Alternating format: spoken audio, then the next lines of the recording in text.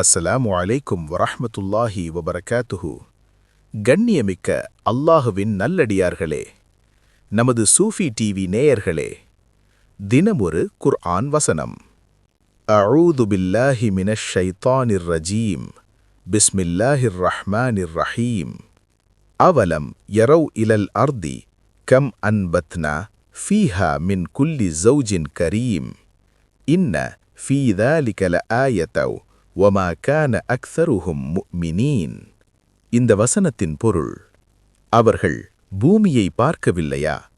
அதில் மதிப்புமிக்க எத்தனையோ வகை மரம், செடி, கொடி யாவற்றையும் ஜோடி ஜோடியாக நாம் முளைப்பித்திருக்கின்றோம். நிச்சயமாக இதில் அத்தாட்சியிருக்கிறது. எனினும் அவர்களில் பெரும்பாலோர் நம்பிக்கை கொள்வோராக இல்லை. அல் குர்ஆன் சூரா 26 வசனம் 7 மற்றும் 8. இந்த வசனத்திற்கு குர்ஆன் விளக்க உரையான தஃப்சீர் இப்னு கதீரில் உள்ள விளக்கத்தின் ஒரு பகுதி. நிச்சயமாக இதில் ஒரு ஆயத், அதாவது எல்லா பொருட்களையும் படைத்தவனின் ஆற்றலுக்கு ஒரு சான்று. அவன் பூமியை விரித்து வானங்களின் விதானத்தை உயர்த்தினான். அப்படியிருந்தும் மக்களில் பெரும்பாலோர் நம்பிக்கை கொள்வதில்லை. மாறாக அவர்கள் அவனையும் அவனது தூதர்களையும் அவனது வேதங்களையும் மறுக்கிறார்கள்.